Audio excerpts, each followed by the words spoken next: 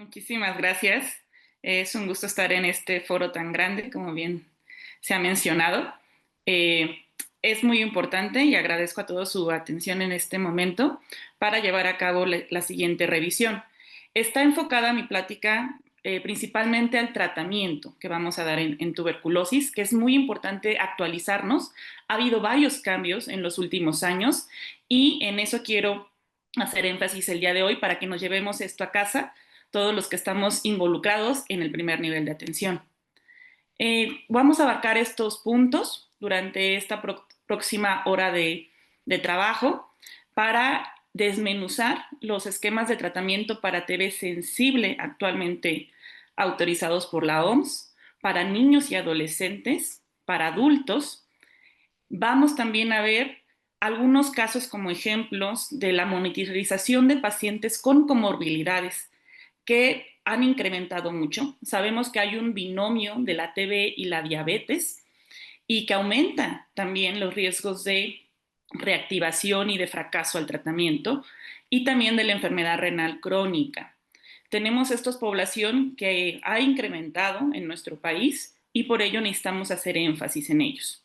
Y les voy a hablar en unas últimas diapositivas de lo que vamos a hacer posterior al término del tratamiento de TB. Ya cada vez hay más evidencia de considerarlo como una enfermedad post-TB.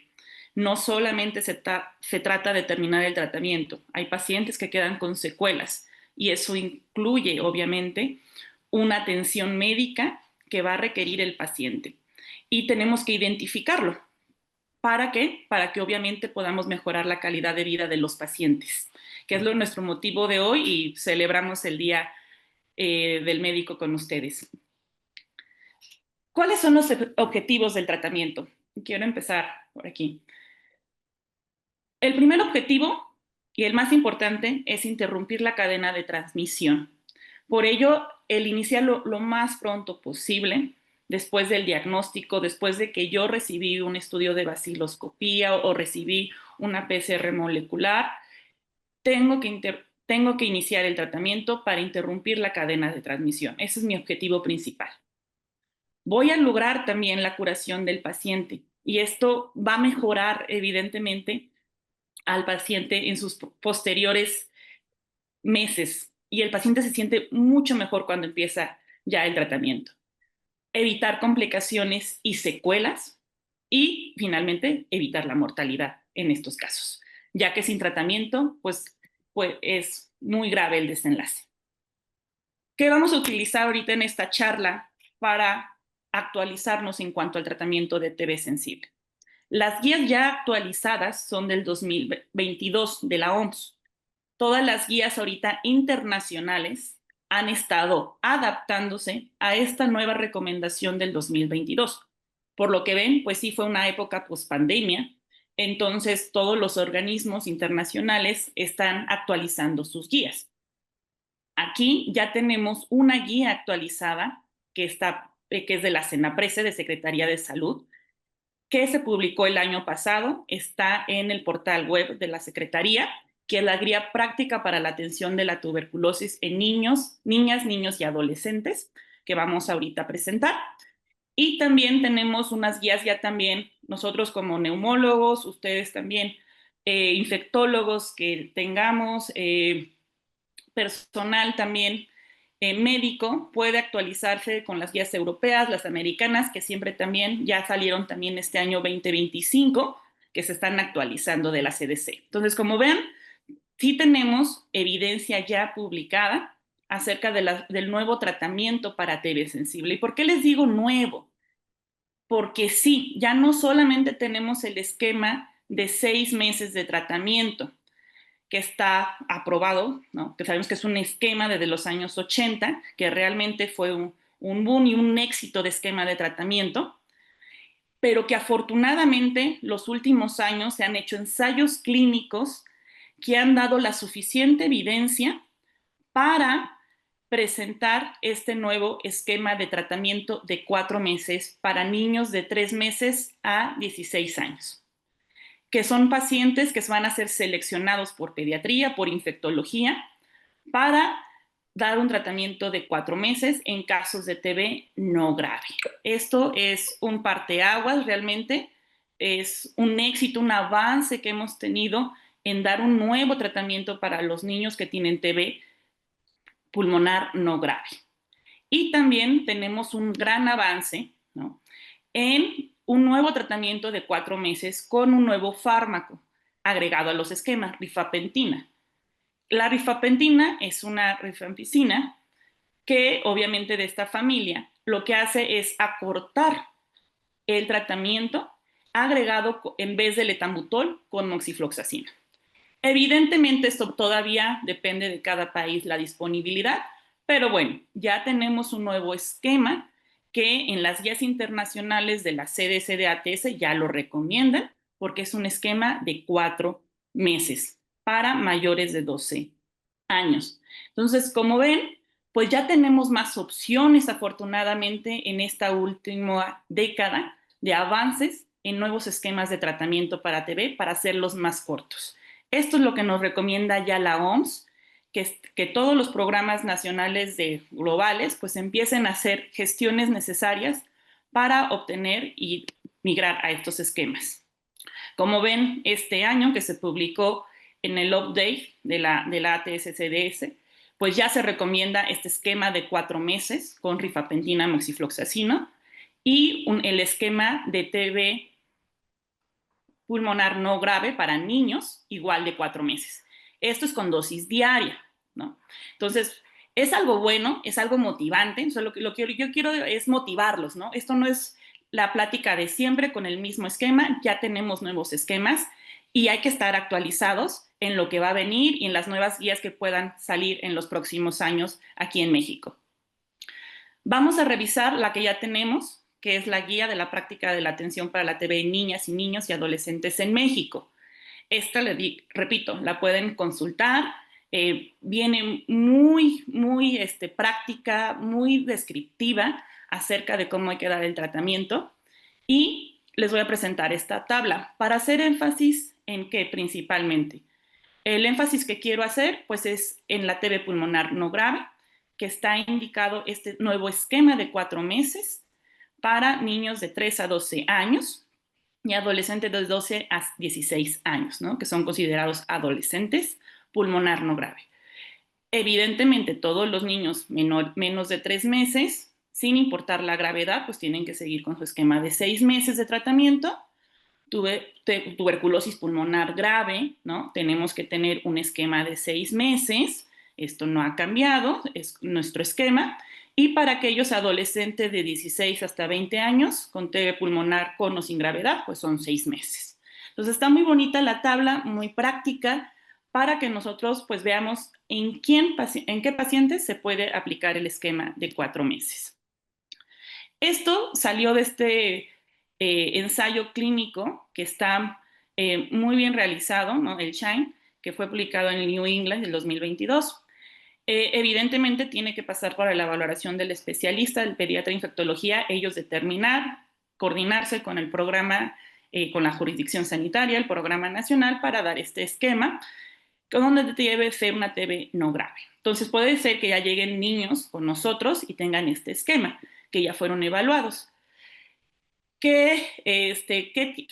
¿Cómo se define una TB no grave, ¿no? Es aquel paciente, ¿no?, con TB, pero con baciloscopía negativa, ¿no? Porque recuerden que el diagnóstico, digamos, en niños es diferente, depende de la radiografía, ¿no?, del contexto epidemiológico. Tiene que tener una prueba negativa VIH, tiene que tener especificado ahí nada más TB ganglionar, que no esté obstruyendo la vía intratorácica. Tiene que tener un derrame pleural no complicado, sin neumotórax o empiema, y una enfermedad pulmonar no cavitada o confinada a un lóbulo y sin patrón miliar.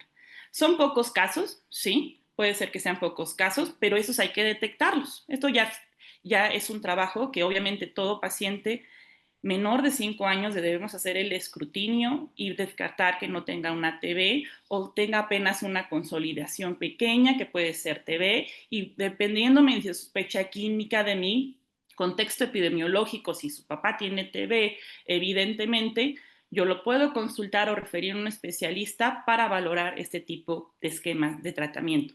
Pero ya los tenemos, pero hay que detectar esta TB casi subclínica en los niños, ¿sí? Puedo localizarlo con un derrame pleural, eso también puede ser en una radiografía que lo puedo yo detectar, ¿no? Solicitando a este escrutinio. Y tenemos que tener ahora sí, juicio clínico para dar este tratamiento.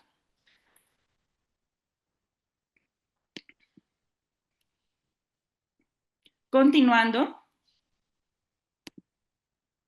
vamos a ver aquí, ¿no? En la parte de del estado de gravedad de los niños de tuberculosis ganglionar. El tuberculosis ganglionar que no esté obstruyendo la vía intratorácica, eso es muy importante, se puede dar un esquema de 4 meses. Y no olvidar, en niños la TB miliar, la TB meningia y la tuberculosis osteoarticular se da por 1 año de tratamiento. La fase intensiva son 2 meses y la que se alarga es la fase de mantenimiento. Otras formas de TB extrapulmonar diferentes a las ya mencionadas son 6 meses. Entonces, como ven, pues ya tenemos más información. Hay que seleccionar, claro, a los pacientes adecuados para dar este nuevo esquema. Y otra buena noticia, afortunadamente, después de muchas gestiones que se han realizado, ya se cuenta con presentación con fármacos dispersables para los niños. Se tienen que solicitar, evidentemente, pero esto fue también a nivel pues global, que fuera más fácil adquirirlos para los países, esta presentación de fármacos dispersables.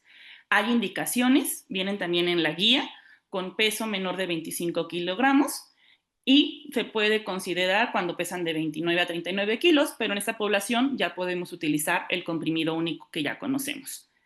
Las dosis de los fármacos dispersables son diferentes, eso es importante que conozcamos, ¿no? Y se debe de dar de lunes a domingo, son dosis diarias de continuación para los fármacos dispersables. Las dosis, como les digo, son diferentes, no incluye el etambutol se tiene que dar aparte y tenemos una fase intensiva y una fase de mantenimiento con estos fármacos. ¿Cómo es la presentación? ¿No? Esto pues viene del programa de Stop TV, que se pueden ver así las cajitas que se dan, que se obtienen, que se han adquirido, y lo que se tiene que tomar de esta tabletita es disolver en 10 a 15 mililitros de agua y administrar de inmediato y luego darle agüita al bebé para que se tomen los fármacos.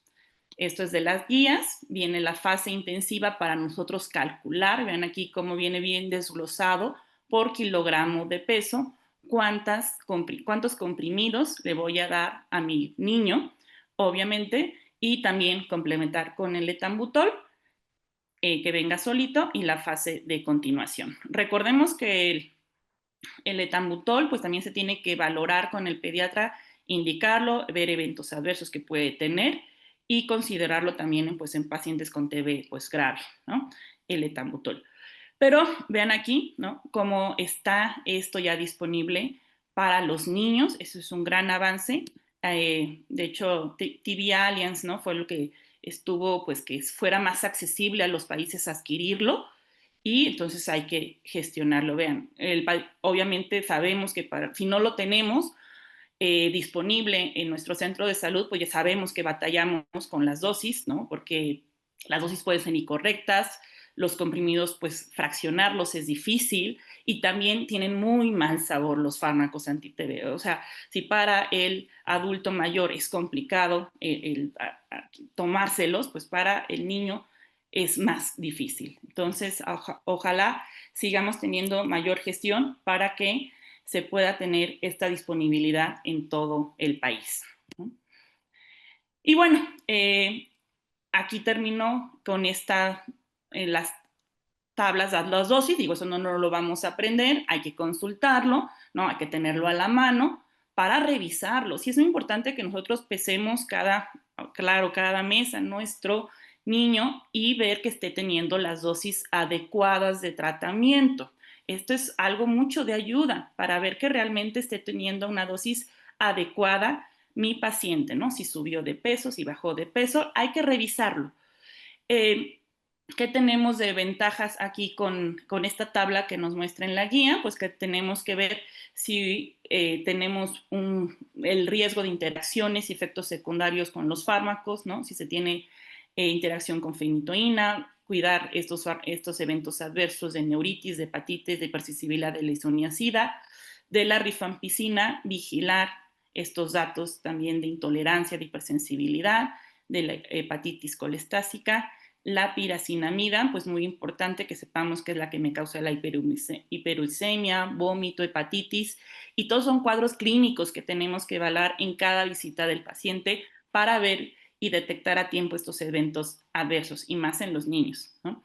Y recuerden, en etambutol tenemos que evaluar la agudeza visual. En los adultos, pues sí es más fácil porque ya le dices, no discriminas con la discriminación de rojo y verde, y también le preguntamos, en el niño es más difícil evaluar esto, por eso hay que tener las dosis muy bien ajustadas de etambutol y evaluar este evento adverso, ¿no? Y considerarlo con el pediatra. Como ven, pues esto es algo ya que podemos tener a la mano, que podemos consultar. ¿Y cómo va a ser el seguimiento? El seguimiento en el primer nivel, en la consulta, pues es el registro peso y talla cada mes. Tengo que evaluar, como la consulta del niño sano, la evaluación del desarrollo cognitivo, que se esté recuperando, y a los 2 meses se recomienda, miren aquí en la guía, pues una radiografía, una biometría y química sanguínea si es necesario y sospecho de algún evento adverso de mi paciente. La vigilancia post-tratamiento es al término del tratamiento, lo ideal, aparte, bueno, obviamente del seguimiento, es citar al menos cada 6 meses durante 2 años para ver las recaídas, que es el mayor riesgo cuando recaen los pacientes. Y atender las necesidades de nutrición y rehabilitación, que cada vez más se está viendo que debemos de ayudar a los niños. ¿Cuándo debo de sospechar de fracaso al tratamiento? Para los niños, si al término de la fase intensiva hay persistencia de signos y síntomas todavía, algo está deteriorando, mi radiografía no va mejorando el derrame, el niño sigue con mucha tos, con fiebre intermitente, hay que revisarlo. Si hay cambios en la curva de peso y talla, que quiere decir que no está incrementando de acuerdo, hay que revisar, hay que ver, hay que referirlo, por eso pongo aquí referencia oportuna, ¿no? Son mis datos de alarma. Si veo que en la radiografía pues hay nuevas lesiones que no tenía, o evidentemente si mi BK después del segundo mes es positiva, ¿no? Entonces, eso tengo que referir al paciente oportunamente para pues, poder realizar otras pruebas que se tienen en el hospital, el lavado gástrico en el niño, ¿no? Evaluar, sí, obviamente el PCR, descartar resistencia a rifampicina, evaluar cultivo, y más si tengo un contacto, si es un niño pues sospechoso de un caso resistente. Ese indudablemente pues sí requiere tercer nivel para hacer cultivos, ¿no? Pero bueno, si tengo un niño que apenas se diagnosticó, estos van a ser mis datos para evaluar el fracaso al tratamiento anti-TB.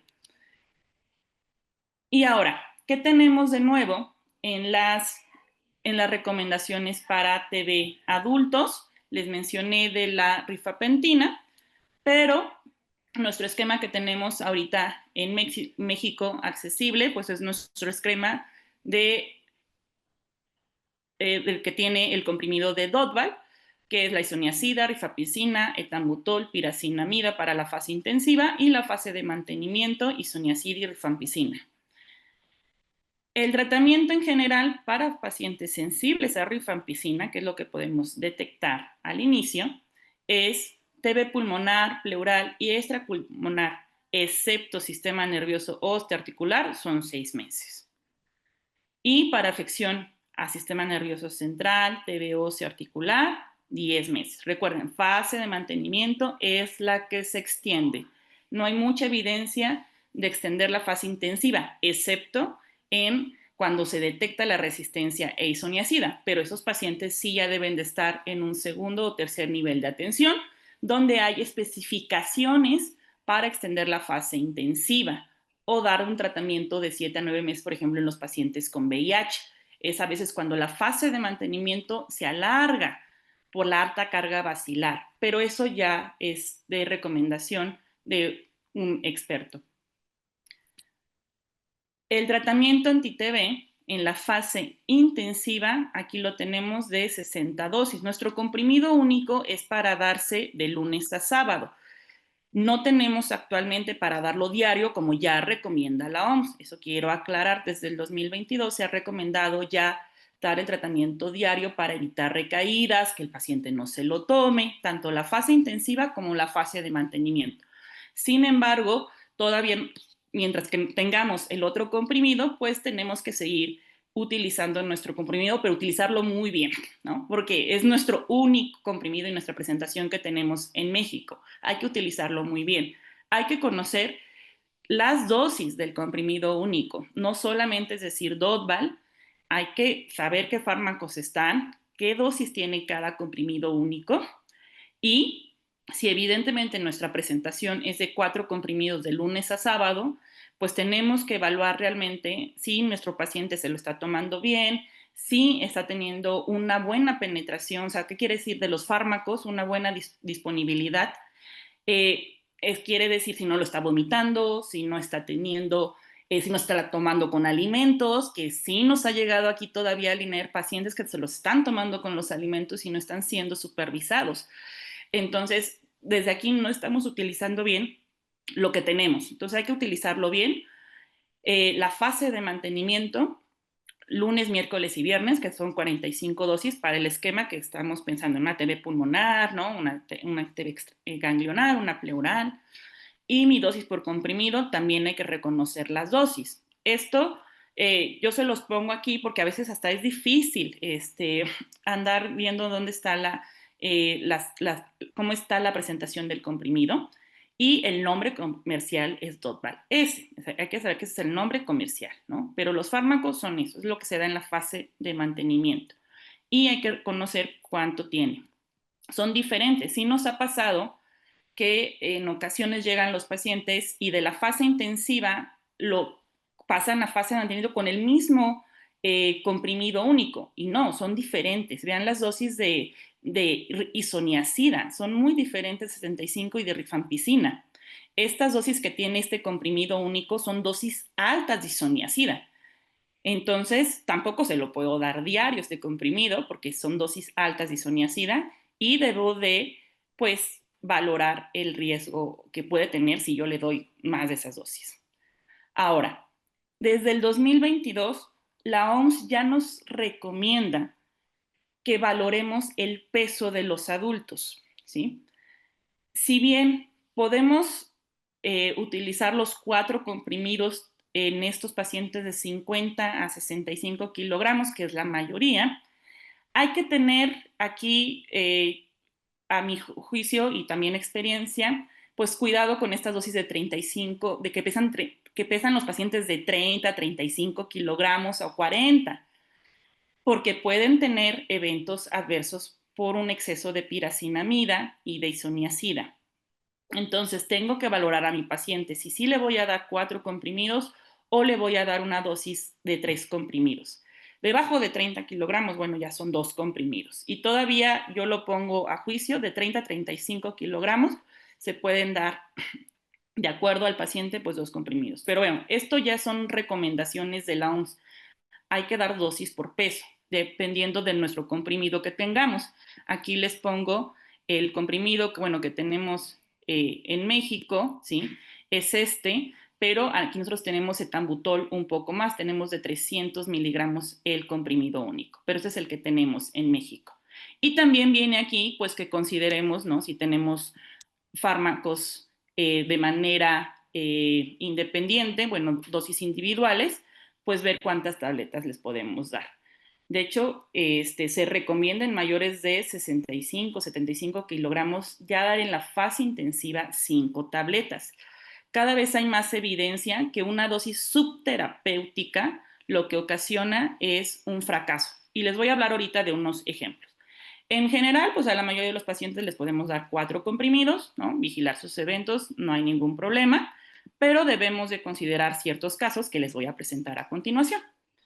¿Qué otras recomendaciones también hay? Esa es otra, esta es una guía canadiense, pero lo que quiero destacar de aquí, que bueno, nos dice, ¿no? ¿Cuál es la dosis también? La dosis máxima. Tenemos que tener cuidado con estas dosis máximas, que no hay que dar más de isoniazida o más de piracinamida por los eventos adversos y también en la fase de mantenimiento. Y muy importante aquí consideran, ¿no? Y esto también es práctico para nosotros. Sí, estos cálculos y los de la OMS también se basan pues, en que a veces los pacientes pues, tienen un IMC entre 18 a 30, pero si ya es obesidad o tiene una desnutrición, pues hay que considerar la dosis basada en el peso corporal ideal, ¿sí? Y esto es porque si nos llegan casos pues, de pacientes que pesan a veces 90 kilogramos. Entonces yo darle 4 comprimidos a 90 kilogramos me quedo muy por debajo de mi dosis de rifampicina, que recuerden que es nuestro fármaco estrella del tratamiento. O sea, sin la rifampicina no podemos hacer nada. Entonces hay que ajustar todo para tener una muy buena dosis de rifampicina, pero no pasarnos de estas dosis máximas de tratamiento. Y no olvidar, el tratamiento debe ser estrictamente supervisado por personal de salud. ¿Se ha capacitado en ocasiones al familiar? Sí, pero lo que se debe hacer entonces es que sí se esté vigilando por videollamada, que sí se lo esté tomando o que el familiar sí se lo esté tomando. Eso es muy importante. La tecnología ya nos ha acercado muchísimo. Esto fue a raíz del COVID y se hicieron varios estudios. Esto ya lo recomendó la OMS. Entonces sí puede hacerse una videollamada observada para dar mayor flexibilidad a los pacientes para tomarse el tratamiento y, pues evidentemente, ahorrar tiempo y costos para el paciente. Pero bueno, esto depende de cada centro de salud, de cómo es el paciente también, ¿no? Del personal, que tengan acceso, etcétera. Claro, debemos de tratar siempre de que el paciente sea estrictamente supervisado por personal de salud. En ocasiones, si no se puede así, hacer la videollamada, pero que sea videollamada, ¿sí? Y realmente evaluar que sí se lo esté tomando el paciente. Es lo más importante y son consideraciones nuevas también. Esto del video dots también salió en la guía de la OMS del 2022. Y estos son cuestiones más de programáticas también para los centros de salud, para el paciente. Llegar con 2 horas antes de ayuno. Recuerden que tomarlos junto con alimentos pueden disminuir la efectividad, lo que podría afectar el tratamiento y favorecer la selección de cepas resistentes. Esto es lo porque no se está absorbiendo bien la rifampicina, que es la principal, que queremos que se absorba muy bien. Y luego esperar 2 horas después para comer algún alimento y tomárselo siempre con agua, ¿sí? Hay que recordárselo al paciente.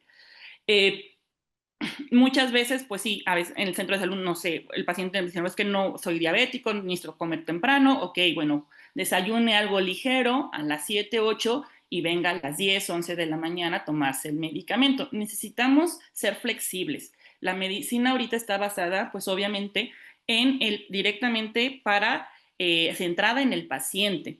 Entonces, tenemos que ver cómo es lo más fácil para el paciente para que él pueda acudir con sus 2 horas de ayuno para tomarse el medicamento y luego esperar 2 horas después. Porque si lo dejamos en ayuno,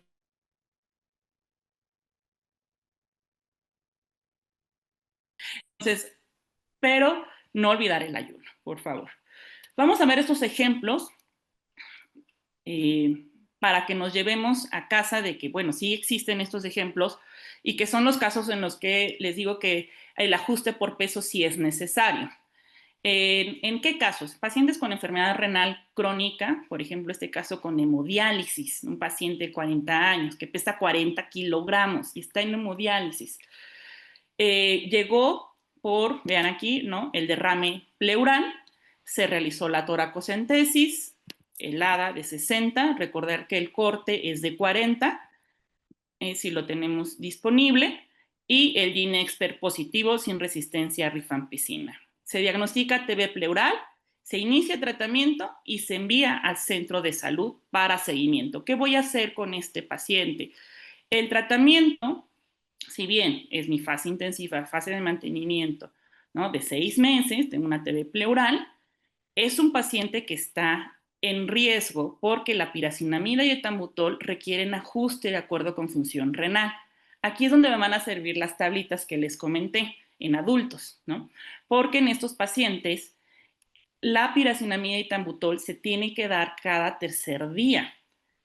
Lo que se recomienda en estos casos, como este paciente tiene peso bajo, 40 kilogramos, está en hemodiálisis, hay que ajustar el peso aquí, sí, el tratamiento por peso. En este caso lo calculamos y le dimos 3 comprimidos para la fase intensiva, lunes, miércoles y viernes. Y siempre pues pasar después de la hemodiálisis. Martes, jueves y sábado, nada más se les tiene que dar iso y rifampicina. Entonces se hizo un cálculo para dar un comprimido de Dot-Valese más una tableta de rifampicina.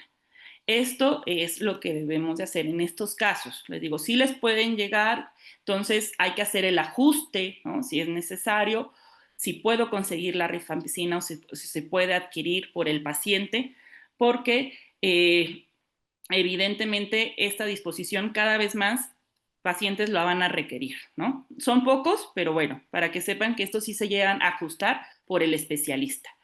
Y importante que también sepan, si está en diálisis peritoneal, no requiere ajuste de fármacos, como es la disponibilidad diferente en estos pacientes, ¿no? Entonces, bueno, solamente son hemodiálisis, los cuales ya deberían de ajustarse en su hospital general y ya con ustedes, pues llegar con este nuevo esquema de tratamiento.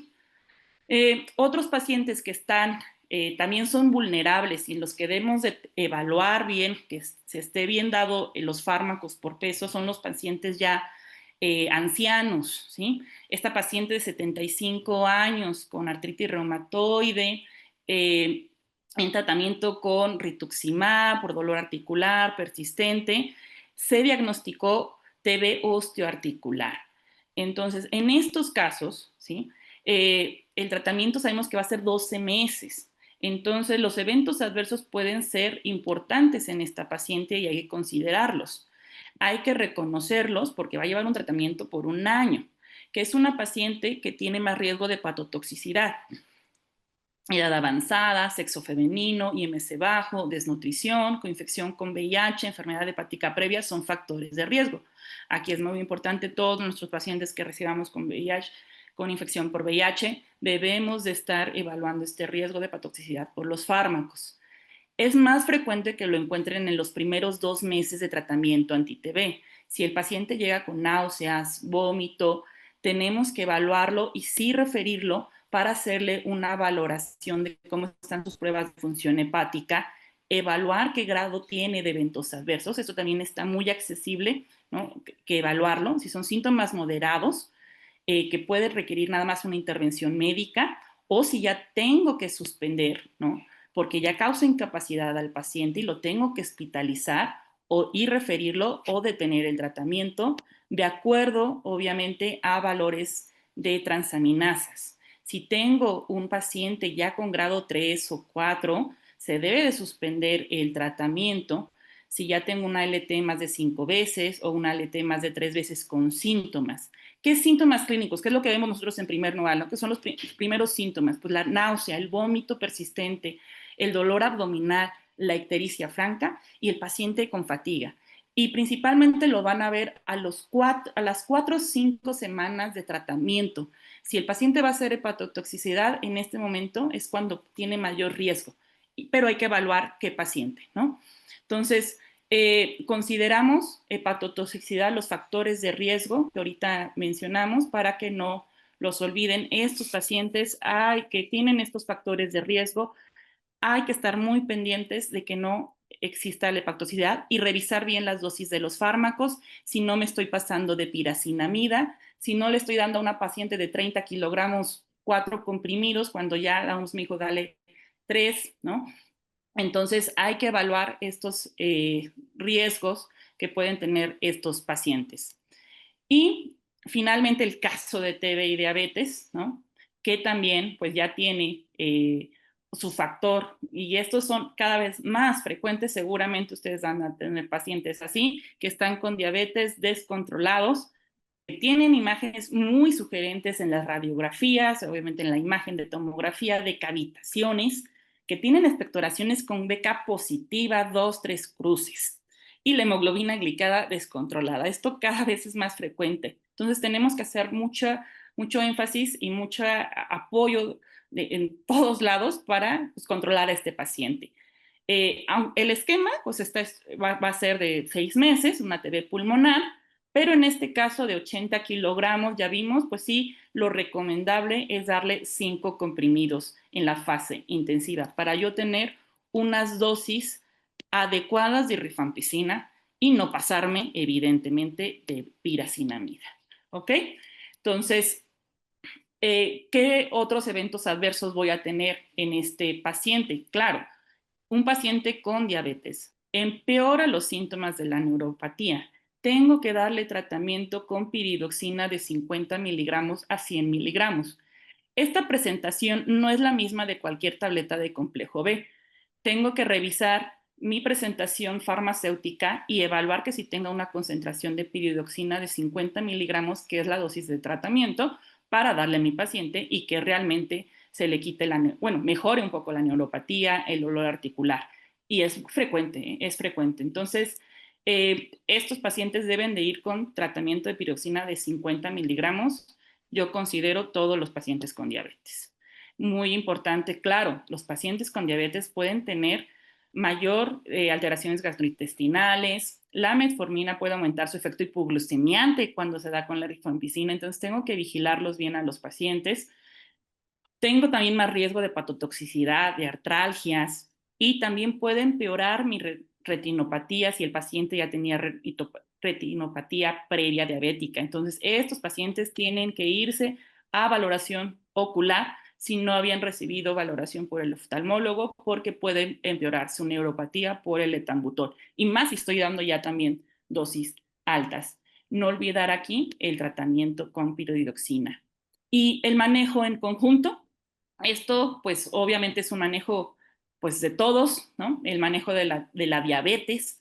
Ya las nuevas guías del ADA 2025 nos ayudan muchísimo en sus esquemas para revisarlos, cuáles van a ser nuestros objetivos de la hemoglobina glicada, qué tratamiento le tengo que agregar, ¿no? Si mi paciente pues está sintomático, tengo elevado catabolismo, tengo riesgo cardiovascular, etcétera, o riesgo renal, pues tengo que decidir mejor los fármacos que se tienen que acompañar, ya no solo con metformina en este caso de este paciente. Entonces, eso es parte de todos nosotros, hacer este control glucémico eh, y llegar a objetivos de hemoglobina glicada menos del 7% al final de tratamiento de TB. O sea, mi objetivo, y esos pacientes, por ejemplo, que llegan con 10.5, es que a los 2, 3 meses ya tengo que tener una hemoglobina glicada en disminución, franca disminución, para yo terminar bien mi tratamiento sin riesgo de una reactivación. Porque si yo llego a un paciente diabético al final del tratamiento y sigue descontrolado, este paciente tiene más riesgo de fracaso terapéutico y recaídas de 2 a 3 veces mayor. Y es frecuente que los pacientes que más recaen son diabéticos mal controlados. Van a recaer a los 6 al año. Claro, evidenciar también en estos pacientes se ha visto que tienen más riesgo de tener también fracaso al tratamiento, y quiero decir que pueden tener selección de cepas resistentes a rifampicina, porque no mejoran, empeoran, persistencia de beca positiva, descontrol glucémico, enfermedad cavitaria extensa, son factores de riesgo para fracaso al tratamiento. Y todo paciente, evidentemente, que ya es su segundo evento de TB, pues tiene mayor riesgo de fracaso y de tener una cepa resistente. Y más si es un paciente con contacto con un TB resistente. Entonces, como vemos aquí, pues bueno, ya hemos determinado los factores de riesgo. El seguimiento ustedes también lo conocen muy bien, ¿no? La vaciloscopia mensual, la evaluación clínica, los estudios de imagen a los 2 meses y al final del tratamiento. es lo ya recomendado para evaluar ahorita la enfermedad post-TB. Y al término del tratamiento, igual la revisión al menos cada 6 meses, durante 2 años, atender necesidades de nutrición y de rehabilitación para estos casos. Brevemente voy a mencionar, considerar que un paciente con desnutrición que no recupera un IMC normal después de 2 meses de tratamiento y continúa perdiendo peso, debemos de evaluarlo con nutrición, ver si está cumpliendo bien con el tratamiento, ver si está teniendo buen apego a los fármacos y si tiene realmente aquí, pues los alimentos complementarios, ¿no? Eso sí es mucho apoyo social que necesitamos. La plática no me va a alcanzar para hablar de todo eso, pero son cosas que ya también vienen en las guías que debemos de ver en los pacientes durante este tiempo que los estamos viendo en el centro de salud, ¿no? Valorar también la salud mental, comprender todo personal que estamos en contacto con un paciente con TB, que yo también lo tengo, ¿no? Todo en las consultas, debes de ponerte en su lugar, comprender las principales prioridades, las preocupaciones, apoyarlo, pedir apoyo a trabajo social y evaluar y referir oportunamente si detecto pues algún problema de adicción, de depresión severa que pueden tener estos casos, como vimos ahorita en las pláticas previas. Y finalmente, unos 5 minutos nada más ya para presentarles estas últimas diapositivas, porque ¿qué pasa al término? No es solamente terminó mi tratamiento y ya se puede ir a su casa, todo va a salir bien. Desde el 2019 se han juntado muchos grupos internacionales para definir lo que queda después del término del tratamiento anti-TB. Y ya tenemos una definición. Sí tenemos ya una enfermedad post-TB y se ha clasificado. Actualmente la propuesta es que existe una enfermedad post-TB y no es que el paciente vuelva a tener TB ni que es que la TB ya se elimina, la controlamos, ¿no? La controlamos con el tratamiento, pero quedan estas afecciones pulmonares. Puede quedar una enfermedad obstructiva, pueden quedar bronquiectasias, el paciente va a seguir con tos, va a seguir con flemas, puede quedar una enfermedad cavitaria que a los 5 años puede volverse un aspergiloma, que puede seguir colonizándose de bacterias no tuberculosis y puede haber destrucción del parénquima pulmonar, fibrotórax, eh, engrosamiento pleural, que se va a quedar así el paciente por el derrame pleural grave que tuvo, y también hay casos de hipertensión pulmonar.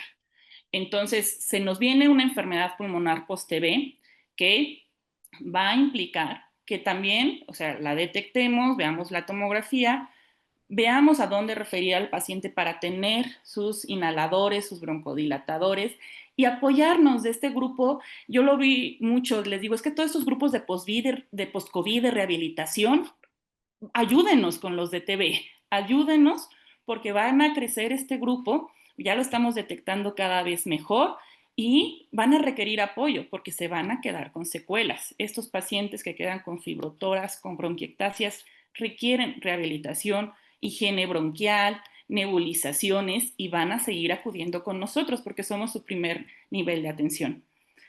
Concluyendo, los nuevos esquemas de tratamiento para TB sensible, destacamos, ¿no? Hay que destacarlo mucho, que ya tenemos un TB para no grave, para niños, duración de 4 meses y hay fármacos orodispersables para ellos. Tenemos que revisar en nuestro segundo punto las dosis óptimas de los fármacos anti-TB de acuerdo con las comorbilidades del paciente. O sea, obviamente no es programático, no va a ser para todos, pero sí en nuestros pacientes con factores de riesgo hay que revisar bien las dosis. Hay que tener ese control glucémico estricto en pacientes con diabetes y reconocer las secuelas al término del tratamiento. No como algo que no requiere nada más, no, es una enfermedad ya pulmonar post-tuberculosis que requerirá atención médica. Entonces, con esto concluyo. Esta frase me gusta mucho porque pues esto es un trabajo entre todos y el paciente pues, requiere el apoyo de todos. Muchas gracias.